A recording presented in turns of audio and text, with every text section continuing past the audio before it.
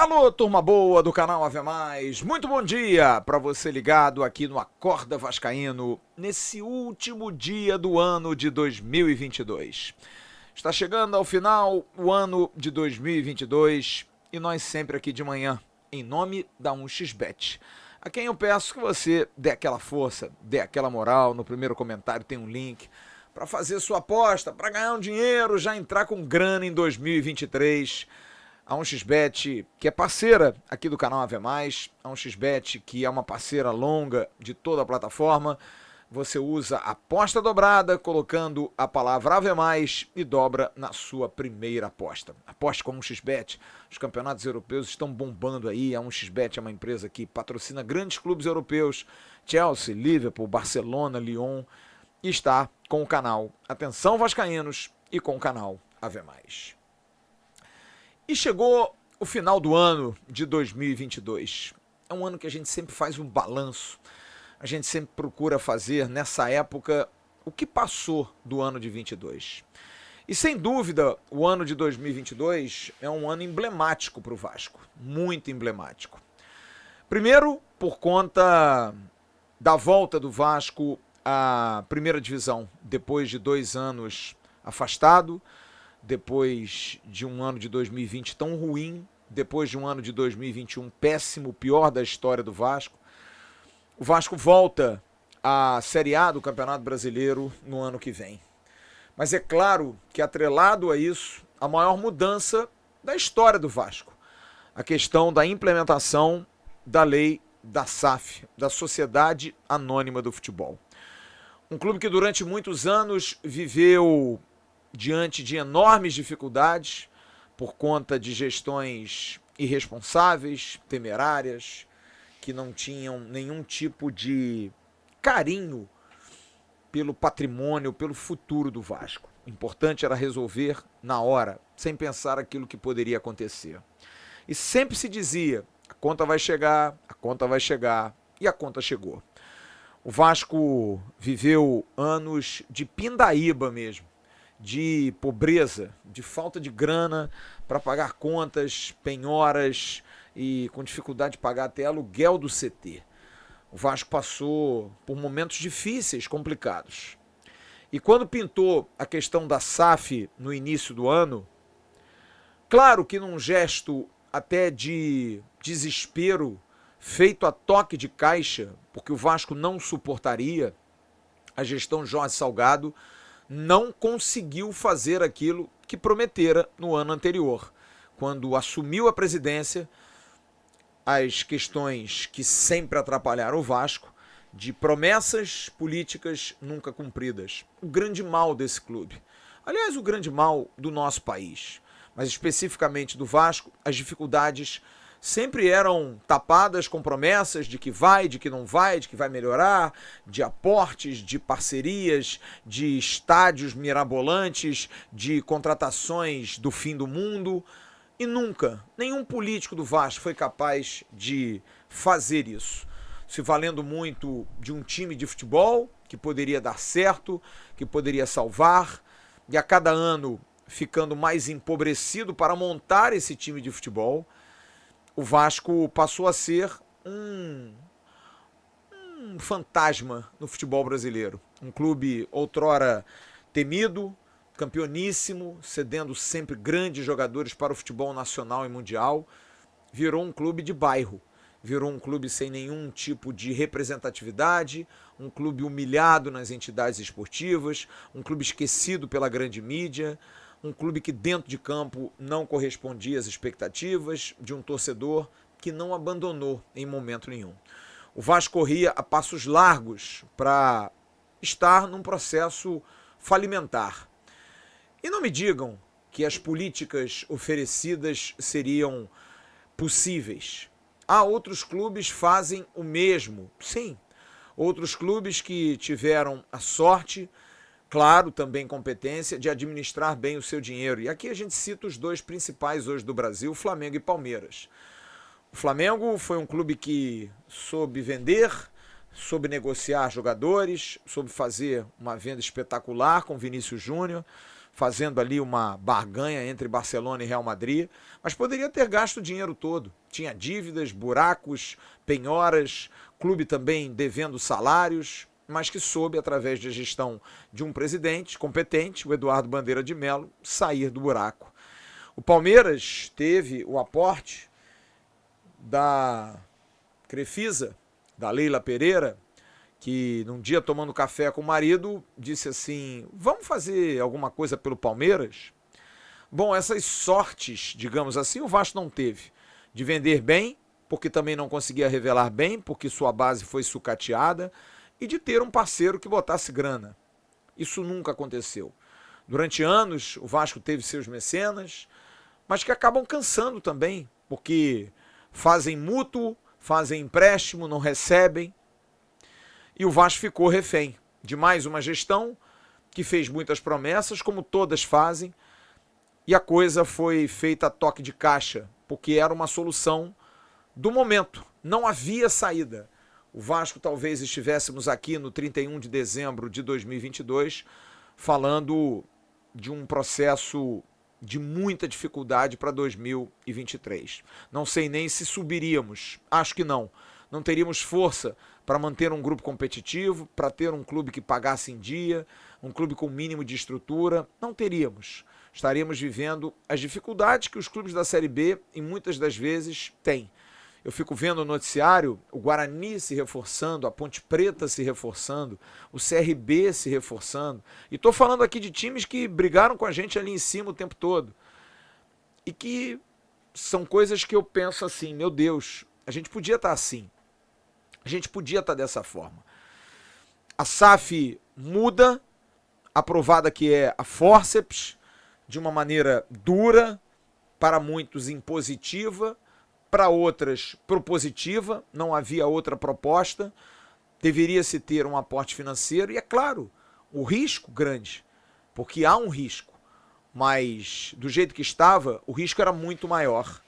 Era se correr o bicho pega, se ficar o bicho come. E o 2022 traz essa nova perspectiva de um torcedor desesperado, de um torcedor preocupadíssimo, de um torcedor que queria que o clube tivesse dinheiro. O torcedor do Vasco se acostumou a comemorar pagamento de salário, a pagamento de dívida, a criar planos como dívida zero para pagar boletos do clube. Eu ontem vi uma postagem do Goytacás, um dos clubes mais tradicionais do Rio de Janeiro, com a quinta maior torcida do Rio de Janeiro, sim, o Goytacás de Campos, que deseja feliz ano novo aos seus torcedores através das suas redes sociais e coloca um boleto para a renovação do alvará do estádio Ari de Oliveira e Souza, lá em Campos, estádio do Goytacás, R$4.000. E não tem, porque os clubes brasileiros, por conta da ganância das entidades, Federação Carioca, Federação Paulista, CBF, estão indo à falência, estão acabando. Eu tive o América, e falo isso com muito orgulho, como o primeiro clube que eu cobri na minha vida, em 1986. E o América era um clube que, naquela época, naquele ano, brigou para ser campeão brasileiro, com um time significativo. Regis, Polaco, Beni, Denilson e Paulo César, Miller, Serginho, Eloy, Ramon, Luizinho e Moreno, Renato, enfim. Era o time do América, que foi eliminado pelo São Paulo de Careca, Silas, Pita, Miller, no Maracanã, com mais de 100 mil pessoas no estádio. Épocas que não voltam mais. E o América hoje praticamente inexiste. A gente vê o Bangu ganhar do Vasco ontem num jogo treino, e a gente não lembra, principalmente quem é mais jovem, que o Bangu já disputou uma final de Campeonato Brasileiro em 1985 contra o Curitiba, no Maracanã com mais de 120 mil pessoas. Eu estava lá, eu vi o Bangu de Castor de Andrade, mas o Bangu de Marinho, de Arthurzinho, de Mário. Enfim, esses clubes já foram grandes, já foram fortes. O Bangu foi campeão carioca em 1966, já foi campeão. O América já disputou títulos, já brigou, teve grandes jogadores, Edu, Braulio, Ivo, time de grande talento dos anos 70. o time do América, que foi campeão dos campeões em 1982, um campeonato que era muito parecido com a Copa do Brasil, com um time que o Vasco depois foi buscar jogadores ali, que depois chegaram a um vice-campeonato brasileiro em 84, Ayrton, Gilberto, Pires, enfim, esses clubes, hoje, na situação que estão, poderíamos estar discutindo um Vasco igual, na mesma situação, não há dúvida nenhuma. E seria muito triste para um clube desse tamanho, um clube de tantas tradições, um clube que teve Pelé como seu maior torcedor, um clube de Barbosa, um clube de Orlando, de Bellini, de grandes jogadores, de Edmundo, de Roberto Dinamite, de Romário, de Juninho Pernambucano, de Vavá. Um clube cercado de histórias e tradições e que poderia estar hoje, volto a dizer, no 31 de dezembro de 2022, pensando num 2023 sombrio, mais sombrio ainda. Então, primeiro, eu acho que a gente tem que agradecer o fato de alguma forma ainda se ter uma esperança. Eu sei que tem muita gente que é contrária, tem muita gente que tem uma cabeça diferente, que eu não vou entrar em discussão hoje, de que acha que o Vasco foi vendido, que é absurdo o que aconteceu. Eu não acho, sinceramente não acho. Acho que era urgente, havia necessidade. O paciente estava morrendo e estava mal de saúde. Se deu um remédio e agora se espera um 2023 que ele possa sair da cama. Por enquanto, ele saiu da cama, mas ainda não saiu do hospital. Há uma grande possibilidade dele sair do hospital agora, em 2023, ir para casa. Aliás, não, vou ser justo. Já saímos do hospital, estamos em casa. Precisamos agora ter uma vida melhor, uma qualidade de vida melhor. A gente ficou 22 anos entrevado numa cama. E desculpe a analogia, mas para mim é a analogia melhor de um paciente num estado complicado. E acho nesse ponto que a gente precisa refletir sobre o nosso futuro. Eu vejo os torcedores chateados, nervosos, acostumados com centenas de contratações de jogadores medíocres. A gente se acostumou, não é culpa sua não, que reclamam hoje de uma lerdeza em relação à montagem de um time e que cobram mudanças. E quem é a favor diz, poxa, mas vocês aturaram dirigentes que bravatearam anos e tinha-se paciência. Não sei se de um tempo para cá tinha-se paciência, mas o torcedor do Vasco, ele se acostumou com isso, porque foi muito enganado, foi muito passado para trás. E ele não quer mais isso. Ele quer ver o Vasco forte, quer ver um Vasco pujante. O Vasco foi vendido, sim, no período da SAF, de que teríamos um orçamento bom, de que teríamos investimentos bons. E a gente discute isso para 2023. O Vasco contrata, por exemplo, o Léo Pelé por 16 milhões e a discussão é em cima do quanto se gastou. Olha só como é que já não mudou. Antes, talvez nem o Léo a gente contratasse. Não daria para contratar jamais o Pedro Raul, que a gente teve emblematicamente no ano a mesma experiência. Ele, quando veio do Caxias Rei Sol, antes de ir para o Goiás, foi oferecido ao Vasco. E o Vasco não teve $200 mil para pagar o empréstimo do jogador. Hoje o Vasco paga 2 milhões. Para mim é um emblema claro de uma mudança, que ainda demanda um tempo. De um clube que precisa se ajustar, de um futebol que precisa se acostumar com uma operação, de uma empresa que faz a gerência de 70%, que faz uma gerência que passa pente fino na área jurídica, pente fino na área financeira, pente fino na área médica, que tem preocupação de onde vai investir, porque o dinheiro é carimbado, o dinheiro tem dono. Tudo isso é importante que a gente possa entender. E eu sei que é difícil no início, eu sei que é muito complicado, porque a gente não está acostumado com isso. E talvez o ano de 2023 seja um ano de aprendizado, de dureza, de pancadas ainda. Sim, talvez em menor escala, mas a gente ainda vai tomar muita pancada. Por quê? Porque a gente vai estar trocando o pneu do carro com o carro andando. Mas a perspectiva, para mim, é uma perspectiva grande de um 2023 que, na minha cabeça, eu que sou muito exigente com o Vasco, mas eu pensei muito e fiquei pensando assim, eu preciso ser exigente com o Vasco, preciso ser exigente com o time dentro de campo, porque isso independe de gestão, independe de ser associação ou ser SAF. Jogador de futebol é um empregado. A partir do momento em que ele se submete assinando um contrato, independente da maneira como é gerido, ele tem a obrigação de dar resultado. Por isso que a minha cobrança é com o time em campo. Porém, eu vejo tantas melhorias claras no futebol, até nos investimentos, até em dar 16 milhões pelo Léo. Comprar o Pedro Raul por 2 milhões de dólares quando eu não tive 200 mil no início do ano.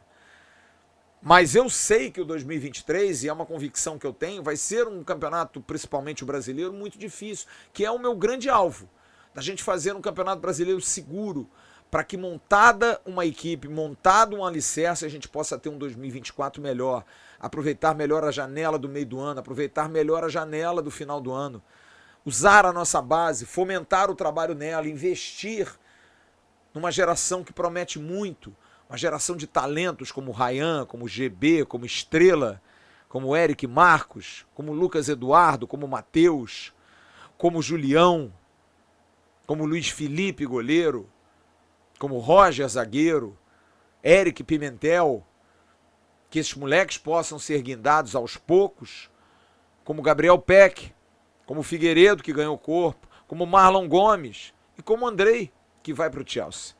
Tudo isso pesa demais nesse trabalho de 2023. O investimento em cima da base, o dinheiro para um bom CT, uma condição de trabalho melhor, adequada. O time de futebol precisa ser reforçado e melhorado, mas na minha concepção, muito mais para que tenhamos um 23 tranquilo. O que a gente vai fazer no Campeonato Carioca, o que a gente vai fazer na Copa do Brasil, claro que importa, mas para mim é segundo plano. Estou sendo muito honesto com vocês. A minha preocupação é fazer um bom campeonato brasileiro que será dificílimo. Dificílimo. Flamengo, Fluminense, Botafogo. Atlético Mineiro e Cruzeiro. Grêmio e Internacional. São Paulo, Santos, Palmeiras, Corinthians e Bragantino. Goiás, Fortaleza, Bahia. Cuiabá, América Mineiro, Atlético Paranaense e Curitiba. É um campeonato dificílimo, com equipes organizadas, com equipes muitas já SAF, muitas com boas estruturas. Então vai ser um campeonato duríssimo, que o Vasco precisa estar minimamente preparado. Claro que hoje preocupa o fato do Vasco ainda não ter um goleiro, um lateral direito. Mas eu tenho quase que certeza que quem está dentro do departamento de futebol sabe disso. Não é louco de achar que está tudo bem. Não, não é. Acho que o Paulo Brax, acho que o Abel, acho que o Maurício Barbieri, acho até que o Luiz Melo, acho até que o Josh Wander, o Sebastian Arens, todos esses, Don Dransfield, todos esses novos personagens do Vasco, têm consciência de que a gente precisa fazer um time. A gente precisa crescer, a gente precisa melhorar, a gente precisa investir, não ter medo de investimento. A gente não pode mudar a nossa operação, a gente precisa fazer as coisas acontecerem. Continuar pagando salário em dia, continuando pagando todas as dívidas do Vasco, manter o clube bem, a associação voltar a aparecer, que me preocupa muito. Não vejo movimento apenas por mudança de mensalidade em título de sócio honorário. Sócio estatutário, perdão. E nada mais. Ninguém fala da reforma de São Januário, ninguém fala de melhorias através de lei de incentivo. Enfim, acho que a comunicação precisa ser mais ampla da associação. E da SAF também. Porque eu acho que a SAF, apesar de ser recente, apesar de ser um trabalho novo, que começou em setembro e que teve dificuldade, porque num primeiro momento não pôde reforçar o futebol. E lembremos que a SAF não é o clube. A SAF é o futebol, Sociedade Anônima do Futebol. Tem aí um mês quase de janela, contratou 6 jogadores, poderia contratar mais, poderia. Está tendo dificuldade no mercado, porque tem gente que acha que o Vasco está rico e vai pedir mais. Tem dificuldade em contratar, porque também tem gente que ainda não sabe do Vasco rico e está ainda descrente. O mercado também é um mercado hiperinflacionado, com clubes como o Tajeres, que pede 9 milhões de dólares por 70% de um jogador ainda desconhecido, que é o Diego Valois. Mas quem está lá dentro sabia disso, tem noção disso. Eu acredito muito que saibam, porque se não souberem, é um erro, mas precisam entender isso. O Paulo Brax é um gestor que fez bons trabalhos, eu discordo quem diz que não. O América Mineiro, que ele pegou, conseguiu fazer um bom trabalho, chegando longe numa Copa do Brasil. O Internacional, hoje vice-campeão brasileiro, o elenco montado por ele, em sua maioria, descobrindo jogadores importantes, contratando jogadores importantes, fez a maior venda da história do Internacional, que foi o Yuri Alberto. Mas ele pega uma rabuda, porque o Inter é gigantesco, mas o Vasco é pior. O Vasco é um clube que vive dificuldades. O Inter caiu nesses últimos anos aí, mas o Inter também foi campeão do mundo. O Vasco não dá uma alegria dessa ao seu torcedor há muito tempo. A última grande alegria do vascaíno foi em 2011, a Copa do Brasil.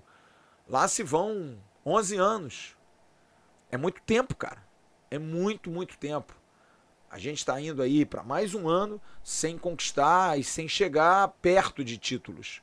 Eliminado para Juazeirense, não classificando em 2021 nem para o quadrangular do Campeonato Carioca.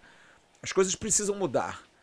Eu tenho essa expectativa, tenho essa esperança e é o que eu desejo para 2023, porque a minha maior alegria realmente será no dia que eu tiver a oportunidade de ver a torcida do Vasco nas ruas, celebrando um título, parando o trânsito, subindo em cima dos carros, fazendo uma festa linda que ela faz dentro do estádio para times ruins contra equipes e adversários sem nenhum peso. Imagino essa torcida com um time melhor, com um time mais competitivo, com um time que honre a tradição do Vasco, jogando para valer, afim, brigando. O Vasco é muito grande. E já falei isso aqui e falo de novo.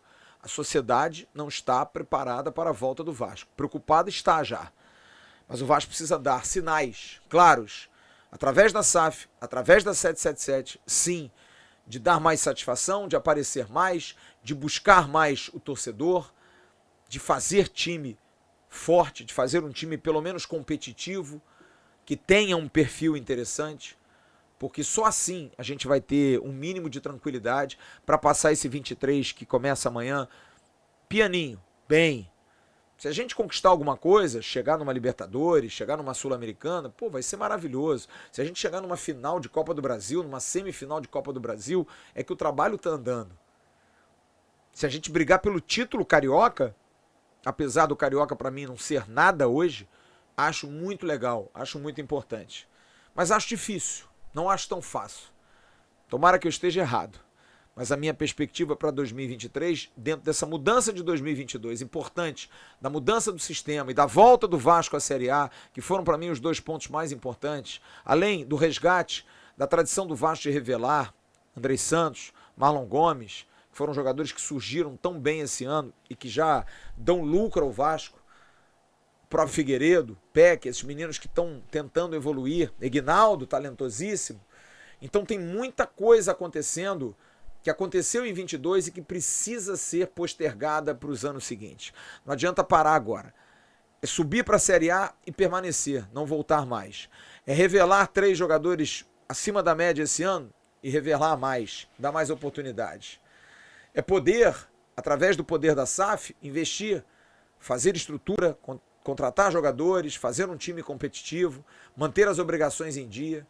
É o que a gente espera para 2023. Paz, saúde, harmonia, prosperidade para todos vocês, para todos, absolutamente para todos vocês. Mas para o Vasco é o que eu peço. Um time competitivo, uma gestão responsável e, acima de tudo, uma preocupação com o torcedor do Vasco, que é um torcedor que merece ser feliz, é um torcedor que, é claro, ainda no início, vai demorar a entender o que está acontecendo e está melhorando, não há dúvida que está melhorando. Pode ainda ser a passo de cágado, mas está melhorando, mas precisa de mais, precisa de muito mais para que a gente possa ter uma tranquilidade maior no ano de 2023. Quero agradecer imensamente a todos vocês pela companhia das manhãs, foi algo que eu instituí esse ano, estar aqui no Acorda Vascaíno, que tem sido legal, dias mais tristes, dias mais felizes, bons comentários, comentários não tão bons, dias mais inspirados, dias menos inspirados, mas, acima de tudo, poder fazer isso por vocês, entreter, trazer uma opinião, debater, gente que não gosta, gente que critica, gente que fala coisas bonitas, legais pra gente, enfim, faz parte, absolutamente faz parte, não é fácil, porque às vezes você lê e ouve coisas que te deixam profundamente magoado, ainda mais quando você se dedica tanto a isso. E eu faço isso aqui com muito amor, cara, muito afinco, muita vontade de dar resultado, como todos aqui do canal, como todos da plataforma, o Emerson Rocha, o Jean Faísca, o Bismarck, a rapaziada da Carretel Mídia, o Sérgio Quindi, o Fernando, todo mundo, cara, trabalha, quer trabalhar, quer fazer as coisas acontecerem e pode ter certeza que para nós, como eu já disse várias vezes, é um prazer, é um esforço, mas é um prazer acima de tudo para a gente poder trazer essa informação para vocês. Espero que vocês tenham hoje uma grande passagem de ano, que vocês, mais do que pular 7 ondinhas, jogar romã para trás, ou seja lá o que for, vestir branco, tudo isso eu relevo, faça, mas acima de tudo tenha pensamento positivo, pense em coisas boas, em coisas bacanas, a começar pela sua saúde, pela nossa saúde, que a gente possa ter muita saúde em 2023, não abra mão nunca disso, sempre busque a saúde, que é o mais importante. Alimente-se melhor, procure ter uma vida mais regrada, procure, dentro do possível, comer, num país em que muitas pessoas ainda passam fome, mas, acima de tudo, tenha uma postura bacana, seja uma pessoa boa, isso faz muito bem à sua saúde, procure ajudar todo mundo, seja uma pessoa simples, humilde, não seja bobo, ser humilde não é ser otário, não é ser bobo, mas seja humilde, seja tranquilo, aprenda a ouvir aquela história de Deus nos deu uma boca e 2 ouvidos, é para a gente ouvir mais do que falar. Então, que você possa ter um 2023 recheado de sucesso, de muitas venturas, coisas positivas, e que o Vasco, que para mim é um balizamento. Eu posso estar bem na minha vida, posso estar feliz com a minha mulher, posso estar feliz com o meu trabalho, como eu estou, posso ganhar o meu dinheiro, fazer minha viagem, fazer minhas coisas, mas no fundo, o Vasco mal não completa. Não completa, porque eu vou estar viajando, eu vou querer saber quanto é que está o jogo e o Vasco está perdendo. Eu vou sair com a minha mulher para ir a um cinema, feliz com ela, mas eu vou estar preocupado de saber como é que está o Vasco jogando. Eu vou estar com os meus amigos sentados, tomando uma cerveja, batendo um papo, mas não tem jeito, eu tenho que ficar olhando o aplicativo de jogos no celular. O Vasco faz parte disso, faz parte do nosso dia, faz parte da nossa vida. A gente bota o Premiere, a gente bota Vasco. A gente abre site, a gente coloca lá Vasco como prioridade para receber notificações. Então, o Vasco é parte integrante da nossa vida. Como eu sei que para você também que ele possa nos dar esse termômetro bom em 2023. O futebol é muito importante na vida de todos nós, imensamente. É muito, muito importante. E para encerrar, desejando como eu desejo, feliz ano novo a todos vocês, eu quero desejar um feliz ano novo a Roberto Dinamite. Que o Roberto possa ter uma passagem de ano boa, tranquila com sua família e que possa, Deus eu peço mesmo, que você possa recuperar, Roberto, voltar ao nosso convívio, estar com a gente, que vai ser um prazer inenarrável, enorme, poder conversar contigo com esse seu sorrisão, contar histórias, tomar um vinho e você poder brindar a toda essa torcida. Aliás, algo que foi também muito bacana em 2022, a estátua de Roberto Dinamite, a estátua que era mais do que merecida para alguém que não achava que era. É muito simples, muito humilde o Roberto. Então também parabéns pela questão da estátua. Feliz ano novo. Amanhã eu tô aqui, de manhã.